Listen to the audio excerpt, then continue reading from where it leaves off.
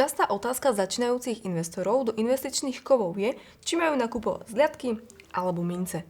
Čo má väčší investičný potenciál a aký je medzi nimi rozdiel?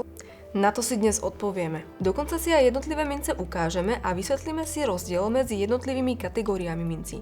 A v neposlednom rade si ich porovnáme s investíciami do investičných zliadkov. Vítajte na našom YouTube kanáli, pokiaľ ste tu prvýkrát a zaujímajú vás čerstvé aktuality z ekonomiky a chcete mať prehľad o drahých kovoch, zvážte odber nášho YouTube kanálu, kde pravidelne publikujeme videá na tieto témy a vďaka vášmu odberu a lajkom nám pomáhate produkovať ďalšie vzdelávacie videá. Pokiaľ sa zameriame na investičný potenciál minci v porovnaní so zliadkami, tak jeden zo zásadných rozdielov medzi mincov a zliadkom je nie len v pridanej umeleckej a zberateľskej hodnote, ale taktiež v cene. Môžeme si tu ukázať známe medzinárodné mince, tzv. Tezauračné, ktorých hodnota sa odvíja len od hodnoty zlata. Ako príklad si môžeme uviesť mince značky Maple Leaf, vyznačujúce sa vysokou kvalitou a čistotou z kráľovskej kanadskej mincovne. Na zadnej strane sa nachádza javorový list ako symbol Kanady a na lícnej strane sa nachádza podobizeň kráľovnej Alžbety II.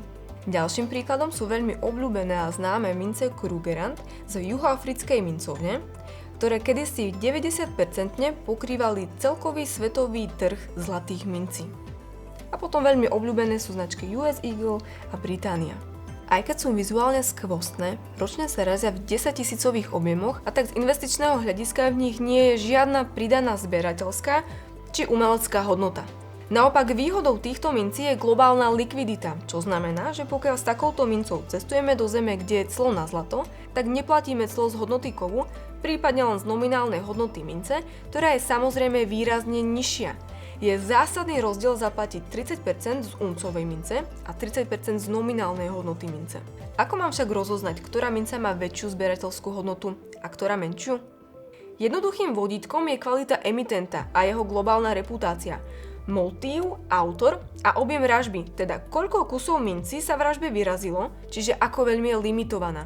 Všeobecne platí, čím menší objem ražby, tým zaujímavejší zberateľský potenciál a tým vyšší potenciál rastu ceny mince. Ďalším zásadným rozdielom medzi zliadkom a mincou je ten, že mince bývajú spravidla o niečo drahšie než porovnateľná gramáž zliadku v zlate. V prípade medzinárodných tezauračných mincí je rozdiel relatívne nízky, približne okolo 0,5%, ale v prípade modernej numizmatiky alebo zberateľských mincí s pridanou hodnotou je rozdiel v cene o niečo výraznejší a pohybuje sa okolo 10 až 15%. V prípade historickej numizmatiky môže ísť až o desiatky až stovky percent podľa vzácnosti a umeleckej hodnoty historickej mince.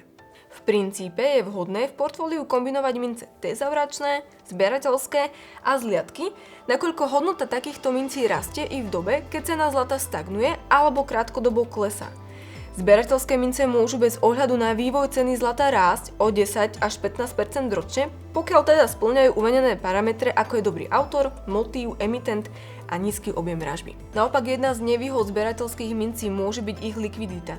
Na to, aby som za takúto mincu dostala naozaj dobrú výkupnú cenu, musím na trhu zohnať záujemcu, čo môže trvať nejakú dobu. Preto je dobré pri vytváraní portfólia brať tento faktor do úvahy a adekvatívne ho zohľadiť. Ja osobne držím zliadky a mince v pomere 90% zliadky a 10% mince. V prípade mincí väčšinu tvoria mince tezauračné a len malá časť mincí v mojom portfóliu je zberateľských. Takto z môjho pohľadu dosahujem najlepší pomer cena, výkon, likvidita. Pokiaľ takisto zbierate mince, určite zanechajte nižšie komentár a podielte sa s nami, aké kúsky vlastníte. A pokiaľ mince nezbierate, môžete zvážiť urobiť si radosť pre seba či blízkych na Vianoce a vybrať si jednu z nášho e-shopu, na ktorý sa môžete prekliknúť v popise videa. Máme v ponuke investičné mince od prestížnych mincovní, ako je napríklad Royal Mint a práve novorazenú Melitu, ktorá je unikátna v tom, že je to jediná zlatá investičná minca s eurovou nominálnou hodnotou.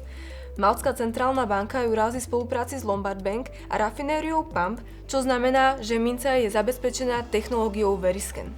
Ďakujem za vašu pozornosť a pokiaľ sa vám toto video páčilo, zvážte odber nášho YouTube kanálu a kliknite na zvonček. Pravidelne publikujeme videá o investičných kovoch a aktualitách o dnešnej ekonomike, tak nič nepremeškajte. Prajem veľa investičných úspechov a predovšetkým zdravie a šťastie, pretože to má najvyššiu hodnotu. Veselé Vianoce a šťastný nový rok.